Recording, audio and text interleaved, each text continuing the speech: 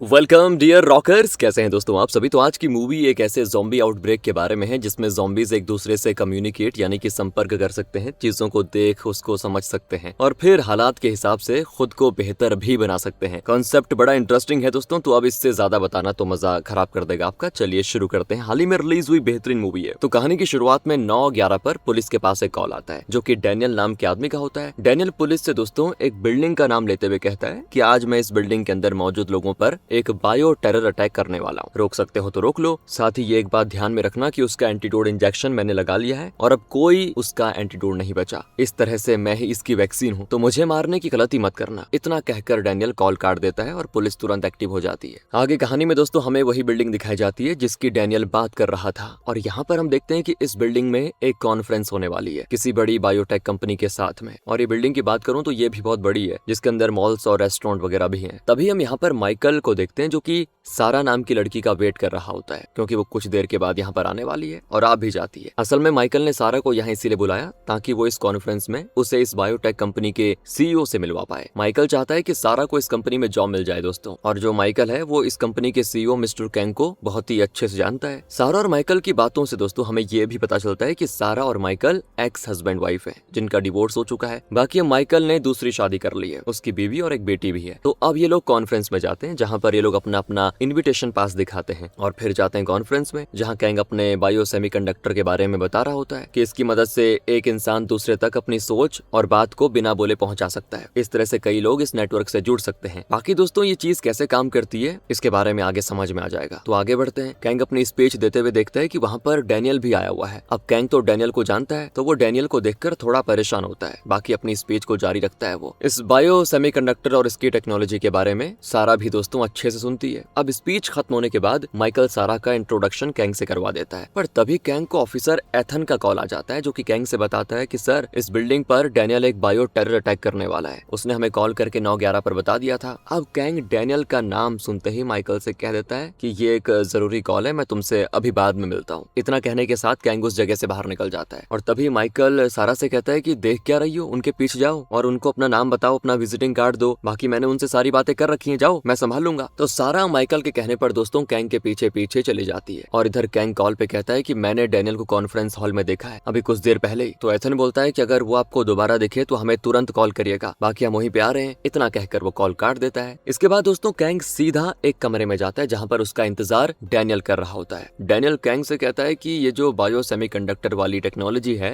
ये तो मेरी रिसर्च थी ना, और तुमने इसको चुरा लिया और अब अपने नाम से लॉन्च कर रहे हो कैंग। तो इस पर कैंग कहता है कि तुम इस चीज को गलत तरीके से इस्तेमाल करना चाहते थे, तुम इंसानों को इसके जरिए जोड़कर एक बड़ा कम्युनिकेशन नेटवर्क बनाना चाहते थे ना। तो डैनियल बोलता है इसमें गलत क्या है, अगर सभी लोगों की सोच एक जैसी होगी तो दुनिया में जलन, गुस्सा, लड़ाई ये सब बुराइयां नहीं होंगी। मैं तो लोगों का भला करना चाह रहा था। और कैंग इस बात पे गुस्सा होकर डैनियल को धक्का देते हुए कहता है कि तुम साइको हो, कोई रिसर्चर नहीं हो। और इसी पॉइंट पर दोस्तों दरवाजे के बाहर से सारा इनको देखकर वहां से बाहर आ जाती है और माइकल से कहती है कि मेरी उनसे बात नहीं हुई क्योंकि वो अभी किसी और के साथ बिजी है। इसी बीच अंदर डैनियल कैंग से कहता है कि आपने मुझे समझ के क्या रखा हुआ है, जब चाहा अपना काम निकलवाने के लिए रख लिया और जब चाहा दूध की मक्खी की तरह निकाल फेंका। इतना कहकर डैनियल कैंग को एक इंजेक्शन टाइप का लगाकर अपने उस वायरस से इन्फेक्ट कर देता है। कैंग उसे बाहर निकालकर अपना दरवाजा बंद कर लेता है तभी पर दोस्तों इंजेक्शन का असर शुरू हो जाता है। उसको न जाने क्या होता है और कुछ ही पलों में उसके मुंह से सफेद लिक्विड जैसा कुछ निकलता है जो कि बड़ा चिपचिपा होता है और इसी के साथ कैंग बन जाता है एक ज़ॉम्बी जो कि वहां पर मौजूद लोगों को ढूंढ ढूंढ कर काटने लगता है। और उसके काटने से फिर होना क्या था, हर कोई ज़ॉम्बी बनने लग जाता है। इस दौरान हमें दूसरे कैरेक्टर्स को भी दिखाया जाता है जैसे कि रिचर्ड और उसकी बहन एवलिन। एवलिन असल में चल नहीं पाती दोस्तों, तो वो व्हील चेयर पे होती है। उसका भाई रिचर्ड इस बिल्डिंग का सिक्योरिटी गार्ड है जो कि अपनी बहन को यहाँ शॉपिंग करवाने के लिए लेकर आया हुआ है। माइकल और सारा भी खाना खाने के लिए एक रेस्टोरेंट में जाते हैं क्योंकि माइकल का फोन कैंग तो उठा नहीं रहा, तो माइकल सोचता है चलो तब तक कुछ खा लेते हैं। इसी बीच माइकल को उसकी पत्नी गॉन्ग और बेटी का फोन आ जाता है। माइकल उनसे बताता है कि देखो अभी तो मैं सारा के साथ हूँ, जल्दी आ जाऊंगा घर पे। अब यहाँ पर माइकल और गॉन्ग की बातों से पता चल जाता है कि माइकल देश छोड़ के जा रहा है। हाँ दोस्तों, फिर वो सारा के पूछने पर बताता है कि मुझे यूएसए में टीचिंग जॉब मिल गई है, इसलिए वहाँ हमेशा हमेशा के लिए सेटल होने जा रहा हूँ, इसलिए मैं चाहता चाहता हूँ कि सारा तुम्हें भी कोई अच्छी नौकरी मिल जाए, तो मुझे तुम्हारी ज्यादा चिंता नहीं होगी फिर। इसीलिए तो दोस्तों वो सारा को लेकर यहाँ पर आया है उसकी नौकरी फिट करवाने के लिए। तो सारा माइकल से सवाल करती कि तुमने मुझसे शादी क्यों की थी ये बताओ। तो इस पर माइकल कहता है कि तुम्हारी आदत है कि अगर कोई बात सही है तो तुम उसके लिए लड़ जाती हो और फिर किसी की नहीं सुनती। बस तुम्हारी यही खूबी मुझे पसंद आ गई थी, पर जब मैं तुम्हारे साथ आया तो ये चीज मुझे पसंद नहीं आई, पता नहीं क्या हो गया, इसीलिए मैंने अपना रिश्ता तोड़ दिया और ये मेरी गलती है, मुझे पता है। तो जिस तरह से मैं आगे बढ़ गया उसी तरह तुम्हें भी आगे बढ़ना चाहिए। ये सुनकर सारा तो खाना छोड़कर ही भागने लगती है और माइकल भी उसके पीछे जाता है। ठीक उसी वक्त इस रेस्टोरेंट में 3 लोग एंटर करते हैं जिनका नाम है एमिली, ओलिविया और चैंग। एमिली को चैंग और ओलिविया काफी तंग और बुली करते हैं और मॉल के अंदर दोस्तों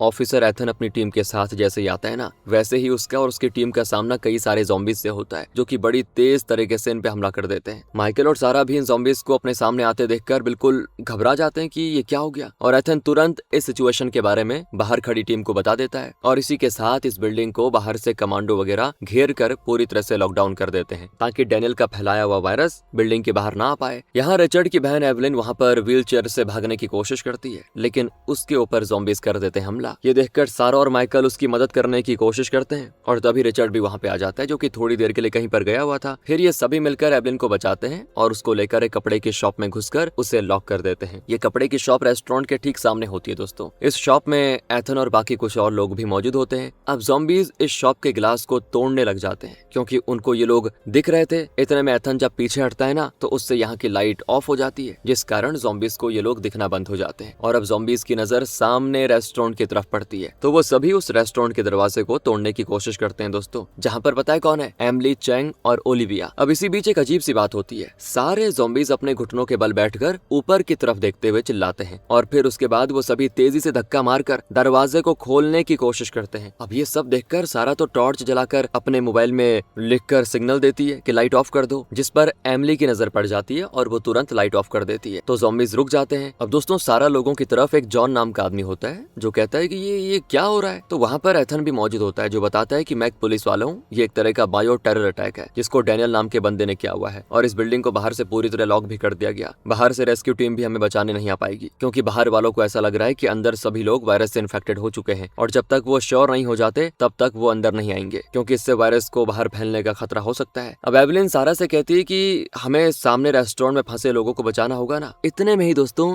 एक ज़ॉम्बी को रेस्टोरेंट के अंदर टीवी चलती हुई दिख जाती है और फिर उसके साथ सभी ज़ॉम्बीज उस तरफ हमला कर देते हैं, यानी कि एमिली लोगों को बचाने के लिए कुछ करना होगा जल्दी से। अब सारा ने दोस्तों एक चीज नोटिस कर ली होती है कि ये जो ज़ॉम्बीज हैं किसी भी इंसानी पोस्टर या डिस्प्ले पर हमला कर रहे हैं, तो वो एक कटआउट को बाहर भेजकर ज़ॉम्बीज का ध्यान भटकाने का प्लान बनाती है ताकि इसी बीच एमिली और बाकी सभी दूसरी तरफ आ सकें। इसके लिए एवलिन अपने इलेक्ट्रिक व्हील चेयर देने को कह देती है। वैसे रिचर्ड मना करता है कि इसकी कुर्बानी मत करो, तो एवलिन बोलती है कि अगर ज़ॉम्बीज मेरे पीछे पड़े तो तुमने तो देखा ही है कि मैं इसके जरिए उनसे तेज नहीं भाग सकती, तो इसका कुछ फायदा तो है नहीं। अब सारा क्या ही करती, वो एवलिन की व्हील चेयर पे कटआउट को बाहर भेजकर उसे ऑन करके बाहर छोड़ देती है, जिसको देखकर सारे ज़ॉम्बीज उसके पीछे पीछे पड़ जाते हैं और इतने में सारा के इशारे पर पहले एमिली फिर चैंग भागकर सामने वाली दुकान में आ जाते हैं। लेकिन ओलिविया काफी डर गई थी, वो हिम्मत नहीं कर पाती और यहाँ माइकल जाकर ओलिविया को बचा कर लाने का फैसला करता है। वो जल्दी से जाकर दोस्तों ओलिविया को ला ही रहा होता है कि तभी एक ज़ॉम्बी की नजर उस पर पड़ जाती है, तो वो उसकी तरफ से तेजी से दौड़ कर आती है और माइकल तुरंत उसको आते देख ओलिविया को एक तरफ धक्का देता है और खुद दूसरी तरफ भाग जाता है। सारा भी ओलिविया को जल्दी से अंदर बुलाती है और फिर वो माइकल के आने के लिए दरवाजा खुला रखती है। माइकल उस ज़ॉम्बी से बचने के लिए एक दूसरी तरफ जाके छिप जाता है दोस्तों, और तभी एक बार वो फिर से सभी ज़ॉम्बीज एक तरफ ऊपर देखते हुए चिल्लाने लग जाते हैं और इसी के साथ वो अपने पैरों पर भी खड़े हो जाते हैं। यानी कि ये ज़ॉम्बीज कुछ अलग स्पेशल हैं दोस्तों, जो कि आपस में कम्युनिकेट भी कर सकते हैं और खुद को इवॉल्व भी कर सकते हैं, अपने पैरों पर खड़े होते हैं। माइकल उनसे भागने की कोशिश करता है लेकिन वो ज़ॉम्बीज माइकल को दबोच लेते हैं और ये देखकर एथन सारा को एक तरफ धक्का देकर गेट बंद कर देता है, जिसके बाद सारा अपने सामने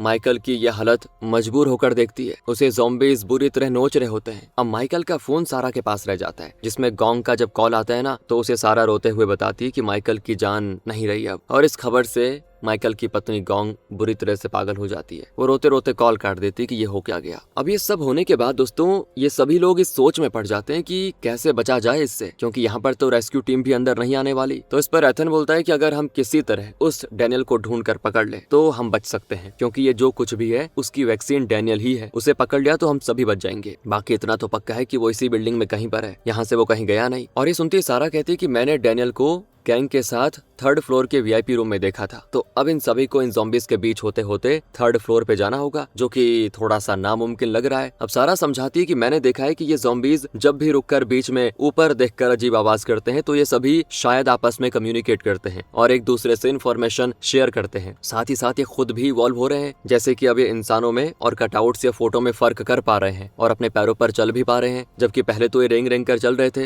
ये सभी चींटियों की तरह है, जैसे चींटियां अपने नेटवर्क बनाकर अपने फेरोमोन्स के जरिए डेटा शेयर करती है ना, ठीक वैसे ही। और अगर किसी भी चींटियों के इन नेटवर्क्स में गलत डेटा या इन्फॉर्मेशन चली जाती है तो ये कंफ्यूज होकर एक ही सर्कल में घूमने लग जाते हैं और तब सभी घूमते रहते हैं फिर जब तक कि वो मर ना जाए। इस प्रोसेस को आंट मिल कहा जाता है। ठीक उसी तरह हमें इन ज़ॉम्बीज को भी गलत इन्फॉर्मेशन देनी होगी, शायद इनके साथ भी कुछ ऐसा हो। और उसकी ये बातें सुनकर रिचर्ड पूछता है कि हम ये करेंगे कैसे अगर करना है तो सारा बोलती है कि हमें एक इंसान पर एक सेंट की बोतल डालकर ज़ॉम्बीज को इस भ्रम में डालना होगा कि इंसानों की महक कैसी होती है। उस दौरान कोई एक उस सेंट को डालकर ज़ॉम्बीज के बीच से गुजरेगा और फिर बाकी सभी लोग दूसरे अलग सेंट या स्मेल अपने ऊपर डालकर बिना हिले डुले खड़े हो जाएंगे। इस तरह ये ज़ॉम्बीज कंफ्यूज हो जाएंगे और हम इनके बीच से निकलकर 3rd फ्लोर पहुंच सकते हैं, जहां पर डैनियल की संभावना है। अब दिक्कत ये होती है कि कौन वो इंसान होगा जो अपने ऊपर सैंड डालकर ज़ॉम्बीज के बीच में जाएगा। इसके लिए हिम्मत वाला चाहिए कोई। इसीलिए अब इनमें से जैक नाम का बंदा तैयार होता है और सारा उसके ऊपर पूरी तरह सेंट की बोतल डाल देती है, जिसके बाद दोस्तों जैक, जिसमें काफी फुर्ती है, वो सभी ज़ॉम्बीज के बीच से होते हुए जाता है और जो सेंट उस पर डाला था ना, उसकी भी कुछ बॉटल्स लेके जाता है साथ में और बढ़िया तरीके से फुर्ती दिखाते हुए ज़ॉम्बीज को चकमा दिया होता है उसने। और अब वापस आकर जैक उन बॉटल्स को सारा को देता है, जिसके बाद सारा उन बॉटल्स के सेंट को जमीन में डाल देती है और फिर उसे वो कुछ मैनिकन्स पे डालती है ताकि बाकी ज़ॉम्बीज कंफ्यूज हो जाएं। तब तक बाकी लोग भी दोस्तों खुद के ऊपर एक ऑयल जैसी तेज स्मेल वाली चीज डालकर एक जगह पे खड़े हो जाते हैं, जिसके बाद सारा दरवाजे को खोल देती है। इसी के साथ ज़ॉम्बीज भी अंदर आ जाते हैं और सभी ज़ॉम्बीज सारा से लेकर सभी को स्मेल करते हैं। अब यहाँ पर मैं आपको बता दूं कि रिचर्ड ने अपनी बहन को अपने पीछे एक चेयर में बांध के बैठाया होता है और बाकी जैक ने भी अपने ऊपर वो ऑयल डाल लिया है, तो ज़ॉम्बीज उसे भी नहीं पहचान पाते। अब ज़ॉम्बीज ने दोस्तों पहले जैक का जो सेंट सूंघा था उसी की महक उन सभी को आती है, तो वो सभी उस सेंट के पीछे जाते हैं और एक मैनिकन पे हमला कर देते हैं, जिसके साथ सारा लोग वहां से निकलने लग जाते हैं। अब ये सभी लिफ्ट की तरफ जाने वाले होते हैं, वो भी ज़ॉम्बीज के बीचों बीच से, जो कि इस वक्त ऊपर देखकर आपस में कुछ कम्युनिकेट कर रहे हैं और ऑयल की महक की वजह से इन पर वो हमला नहीं करते। पर इसी बीच ओलिविया भागते हुए गिर पड़ती बेचारी और उसके ऊपर एक ज़ॉम्बी गिर जाता है, जिसके साथ ज़ॉम्बीज को इन सभी के होने का पता चल जाता है और ये सारे ज़ॉम्बीज जल्दी से कम्युनिकेट करके ये बात एक दूसरे को बताने की कोशिश करते हैं। अब ये देखकर सारा लाइटर की मदद से वहाँ वाटर स्प्रिंकल चालू कर देती है, जिससे ज़ॉम्बीज की आपस का नेटवर्क टूट जाता है और सभी ज़ॉम्बीज होश में आकर इन पर हमला कर देते हैं। ओलिविया को एमिली और सारा बचा लेती है और फिर सभी लोग ज़ॉम्बीज से फाइट करते करते किसी तरह लिफ्ट में पहुंच जाते हैं। सीन यहाँ से शिफ्ट होता है गोंग पर, जो कि सरकार और पुलिस के पास जाती है दोस्तों अपने पति के लिए, क्योंकि उसका पति मर चुका है और वो खुद भी एक प्रोफेसर है। तो वो पूरी टीम के साथ उस लैब में पहुंच जाती है जहां पर डैनियल अपनी रिसर्च करता था। इसी बीच हमें ये भी बताया जाता है कि सालों पहले रिसर्च फंड को चोरी का इल्जाम डैनियल के पिता पर लगाया गया था, तो उन्होंने अपनी जान दे दी थी। तो हो सकता है डैनियल ये सब उसी का बदला लेने के लिए कर रहा हो। खैर, डैनियल की रिसर्च लैब में जब गोंग और बाकी सभी जाते हैं तो वो सभी वहाँ पर कई सारे बंदरों को देखते हैं जो कि अलग अलग चैम्बर्स में बंद होते हैं, पर वो सभी बिल्कुल भी हिलडुल नहीं रहे होते हैं। ये देखकर गोंग कहती है कि ये सभी जिंदा हैं, शायद इन्हीं बंदरों पर डैनियल अपनी रिसर्च कर रहा था। इतने में एक सोल्जर की नजर नंबर 1 वाले चैम्बर पे पड़ती है, जो कि टूटा हुआ होता है। अब नंबर 1 वाला बंदर इन सभी पे हमला कर देता है, जिसके जागने के साथ और भी सभी बंदर जाग जाते हैं। नंबर 1 वाला बंदर दोस्तों गोंग पे हमला करता है, जिससे तो बड़ी मुश्किल से बच जाती है वैसे, लेकिन ये सारे बंदर भी ज़ॉम्बी बन गए। इसी बीच अचानक से गोंग उस 1 नंबर वाले बंदर को मार देती है और उसके मरने के साथ सारे बंदर भी गिर पड़ते हैं, जो देखकर सभी हैरान होते हैं कि ये कैसे। बाकी गोंग वहाँ देखती है तो बोर्ड पर नंबर 1 वाले बंदर का फोटो सबसे बड़ा और बीच में होता है, जिसके साथ सभी बंदरों को लगाया गया है। अब ये देखकर गोंग को समझने में देरी नहीं लगती कि ये नंबर 1 वाले बंदर को पहले इन्फेक्ट किया गया होगा और फिर इसने बाकी सभी को इन्फेक्ट किया। इसके अलावा ये जो नंबर 1 वाला बंदर है ना, ये इन सभी का एक तरह से बॉस भी है, जैसे कि कोई सेंट्रल सिस्टम हो और सभी बंदर इससे जुड़े हुए हो। यानी कि नंबर 1 वाले बंदर के मरने के साथ सभी मर जाएंगे, क्योंकि उनका सेंट्रल सिस्टम ही खत्म हो गया। सीन वापस से मूव करता है सारा लोगों की तरफ, जो कि 3rd फ्लोर पे जाकर डैनियल को ढूंढ लेते हैं और एथन उसको तुरंत अरेस्ट कर लेता है। और यहाँ पर हम ये जान पाते हैं दोस्तों कि डैनियल असल में सारा को जानता है। वो सारा से कहता है कि तुमने वाटर स्प्रिंकल ऑन करके होशियारी दिखाई और ज़ॉम्बीज के नेटवर्क को कुछ समय के लिए तोड़ दिया। वाह, कमाल है यार। पर तुम्हें ये पता होना चाहिए कि पानी के सूखने के बाद वाटर भाप बन जाता है, जिससे देखना ज़ॉम्बीज के बीच में अब इन्फॉर्मेशन और भी तेजी से फैलेगी। ये सभी लिफ्ट वापस आते हैं। लिफ्ट में डैनियल जैक से कहता है कि तुम तो बहुत ही फुर्तीले हो यार, क्या बात है। इतना कहकर वो जल्दी से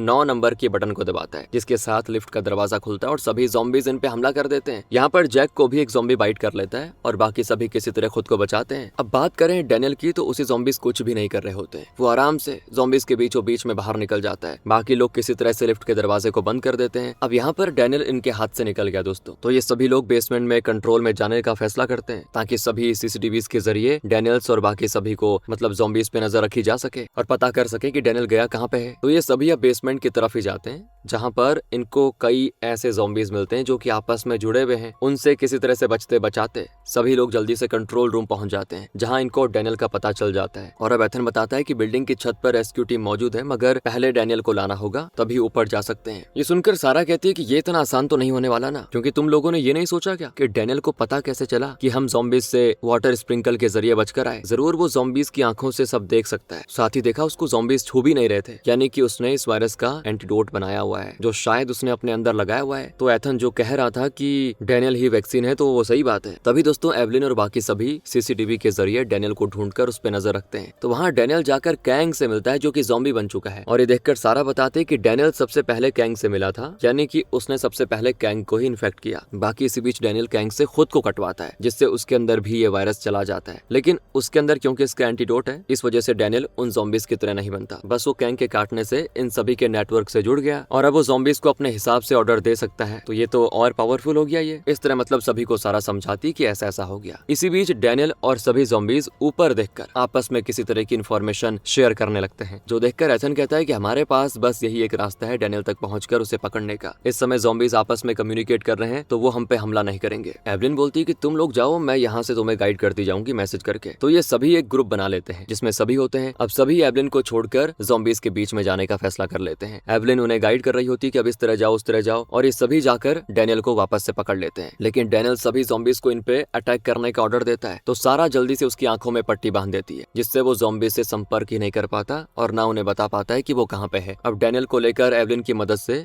ज़ॉम्बी से बचते हुए ये लोग वहां से बाहर निकलते हैं। लेकिन यहाँ पर एथन कहता है कि अब हम वापस बेसमेंट में नहीं जा सकते, बल्कि सीधा ऊपर जाएंगे जहाँ पे रेस्क्यू टीम है। तो रिचर्ड बोलता है कि पर मेरी बहन का क्या होगा, चलो पहले उसको लेकर आते हैं, फिर हम साथ में ऊपर जाएंगे। लेकिन यहाँ पर एथन का साथ जॉन भी देता है, और तभी रिचर्ड कहता है कि नहीं, मैं पहले अपनी बहन को बचाऊंगा, और इसीलिए वो अपने साथ डैनियल को लेकर जाने की सोचता है। तो एथन तो उसको गन दिखाते हुए कहता है कि तुम अपनी बहन को भूल जाओ। और अब इनकी बातें सुनकर डैनियल को बड़ी हंसी आती है, क्योंकि उसका मुंह खुला होता है। तो वो सभी ज़ॉम्बीज को सिग्नल भेज देता है कि कंट्रोल रूम की तरफ जाओ, और सभी ज़ॉम्बीज कंट्रोल की तरफ बढ़ जाते हैं। और जब ये चीज डैनियल से रिचर्ड को पता चलती है, तो वो तो अपनी बहन को बचाने के लिए भागता है तुरंत। इसके बाद सारा भी रिचर्ड का पक्ष लेती है और एथन की गन छीनकर उससे कहती है कि ये तो धोखा हुआ ना रिचर्ड के साथ, देखो जब तक वो अपनी बहन को लेकर नहीं आ जाता तो मैं इंतजार करना होगा। पर दोस्तों उसको जॉन पीछे से पकड़ लेता है और एथन यहाँ उसको मारता है। अब इस तरफ एवलिन देखती है कि सभी ज़ॉम्बीज वहीं कंट्रोल रूम की तरफ आ रहे हैं, तो वो रिचर्ड से कॉल करके कहती है कि मुझे भूल जाओ और अपनी जान बचाकर यहाँ से भागो भाई। इतने में ज़ॉम्बीज कंट्रोल रूम में आकर उस पर हमला कर देते हैं, जिसके बाद रिचर्ड अब ग्रुप चैट में मैसेज करता है कि तुम सभी की वजह से मेरी बहन नहीं बच पाई और अब मैं तुम्हें नहीं छोड़ूंगा, उस डैनियल नाम की वैक्सीन को अपने हाथों से मारूंगा और तुम लोग भी मरोगे। तो उसका ये मैसेज पढ़कर सभी डर जाते हैं कि पता नहीं ये क्या करने वाला है। दूसरी तरफ जब बंदर वाली थियरी गोंग मेयर को बताती है, तो बाहर ये फैसला होता है कि अगर हम उस इंसान को ढूंढ ले जिसे इन्फेक्शन पहले लगा हो, तो शायद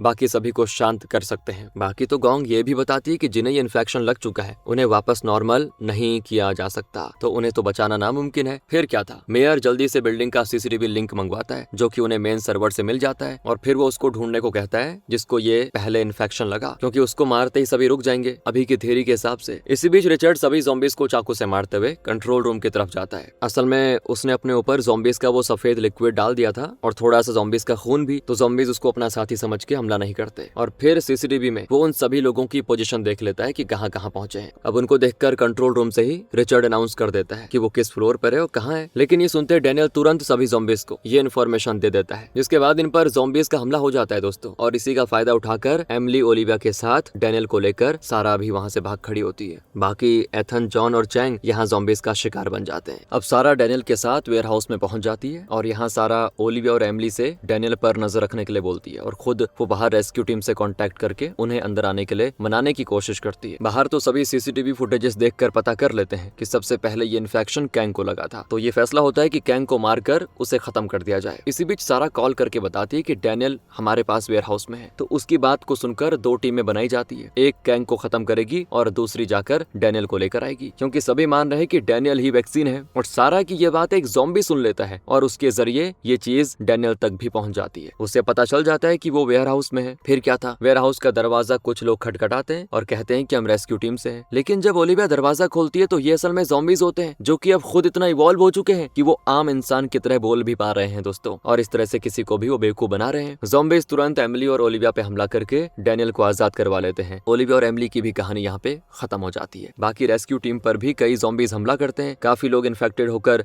ज़ॉम्बी बन जाते हैं और फिर आखिरकार ज़ॉम्बीज को गोली मारते हुए रेस्क्यू टीम कैंग तक पहुंच जाती है, जिसे गोली मारने के बाद भी ज़ॉम्बीज नहीं रुकते और इस तरह इनका ये रेस्क्यू ऑपरेशन फेल हो जाता है। अब इसी बीच सारा डैनियल को बाहर आते देखकर समझ जाती है कि इसने पक्का ओलिविया और एमिली को भी खत्म करवा दिया होगा। पर इतने में वहाँ पे डैनियल को जान से मारने के लिए रिचर्ड आ जाता है, जिसके कपड़ों पे दोस्तों वही ज़ॉम्बीज का लिक्विड लगा होता है। इसी कारण ज़ॉम्बीज कंफ्यूज होते हैं कि इसको मारना है कि नहीं, और इस तरह वो एक एक करके सभी ज़ॉम्बीज को मार रहा होता है। जितने में ज़ॉम्बीज कंफ्यूज रहते हैं वो मारता जाता है। तो ये देखकर डैनियल सभी ज़ॉम्बीज को ऑर्डर देता है कि रिचर्ड पे हमला करो, और इस दौरान मौके का फायदा उठाकर सारा डैनियल के गले को वायर के जरिए एक रैक से बांध देती है। डैनियल के ज़ॉम्बी दोस्त उसके तार को अपने दांतों से काटकर उसे कर देते हैं आजाद, और इतने में रिचर्ड डैनियल को मारने वाला होता है, पर तभी उसकी ज़ॉम्बी बहन उसके सामने आ जाती है, जो कि अब चल रही होती है। अब अपनी बहन को ऐसे चलते हुए देखकर उसकी आंखों में आंसू आ जाते हैं। वो कुछ समझ पाता इससे पहले उसकी ही ज़ॉम्बी बहन उस पर हमला कर देती है। यहाँ डैनियल सारा से कहता है कि मेरे पिता की मौत मिस कम्युनिकेशन के जरिए हुई, उनकी कोई गलती नहीं थी। मैं बस चाहता हूँ कि सभी इन्फेक्टेड के दिमाग का नेटवर्क किसी के सेंट्रल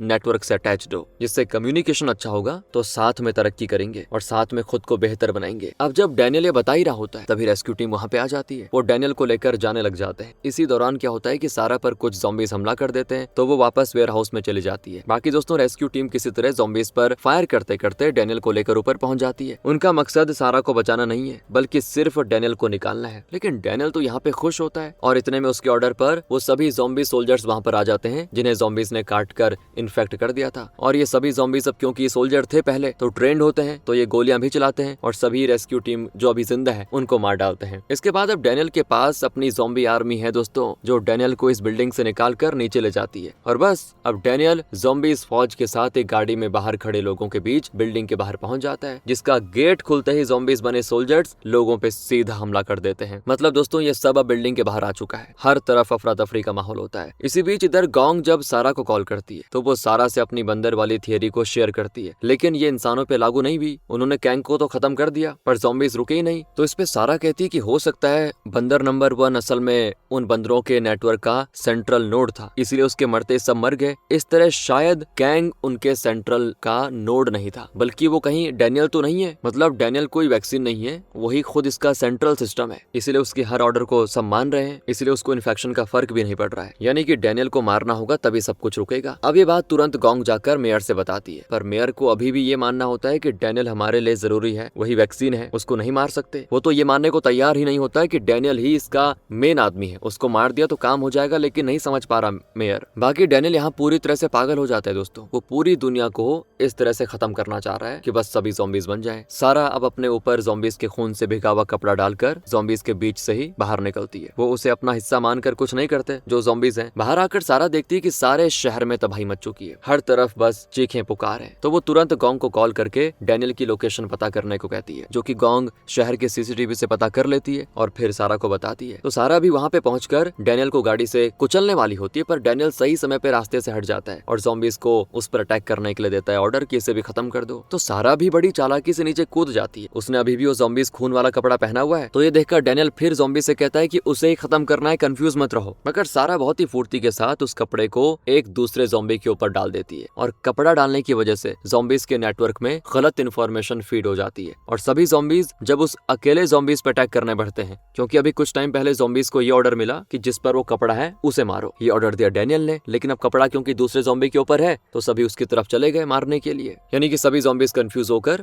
ऐसे ही अब गोल गोल घूमने लग जाते हैं दोस्तों। जो चींटियों वाली थियरी थी वो काम कर गई और जब वो दोबारा से जागते हैं ना, तो ऐसा लगता है कि जैसे उन्हें किसी ने रिसेट कर दिया हो। उन्होंने जो भी पहले सीखा होता है वो सभी उनके नेटवर्क से डिलीट हो गया है। सभी ज़ॉम्बीज पहले की तरह वापस से अब रेंग कर चलने लग जाते हैं। ये देखकर सारा उन सभी को एक पोस्टर की तरफ भेज देती है, क्योंकि अब ज़ॉम्बीज जॉम्बीज असली इंसान और फोटोज में कंफ्यूज रहेंगे क्योंकि उनके दिमाग से वो चीजें चली गई एडवांस वाली। अब ये देखकर डैनियल की समझ में नहीं आता कि वो क्या करे। वो अपने बनाए जॉम्बीज के बीच बुरी तरह फंस जाता है, जिस कारण उसको धक्का लगता है और वो गलती से एक जलती हुई कार की तरफ गिरता है, जिससे उसको लग जाती है आग। अब यहाँ पर मौका देखकर डैनियल के सर पे सारा एक भारी चीज वार करके उसे खत्म कर देती है। उसके खत्म होते सभी ज़ॉम्बीज फ्रीज हो जाते हैं, जो चीज गोंग भी सीसीटीवी के जरिए देख लेती है कि सारे शहर के ज़ॉम्बीज अब फ्रीज हो चुके हैं। और ये बात वो सारा को कॉल करके बताती है कि तुम बिल्कुल सही थी, डैनियल ही सभी का सेंट्रल सिस्टम था। पर शायद दोस्तों इसका पार्ट भी जरूर आएगा अगला वाला, इसीलिए लास्ट में हम एक ज़ॉम्बी को वापस जागते हुए देखते हैं। इसका मतलब ये हो सकता है कि शायद मरने से पहले डैनियल ने दूसरे ज़ॉम्बीज को इस नेटवर्क का सेंट्रल मोड बना दिया हो, और क्या पता खुद मर गया हो। ये तो अगले पार्ट में पता चलेगा, जो जैसे ही आएगा तो आपके सामने पेश कर देंगे। इसके अलावा दोस्तों अगर आप ऐसी ही ज़ॉम्बीज मूवी के एक्सप्लेनेशन का मजा लेना चाहते हैं तो हमारी ज़ॉम्बीज प्लेलिस्ट को जरूर देखेगा, मजा आएगा। और ये स्क्रीन पे दिख रही वीडियो पे क्लिक करिए, बाकी आपको डायरेक्ट मिलते हैं उसी वीडियो में। Thanks for watching.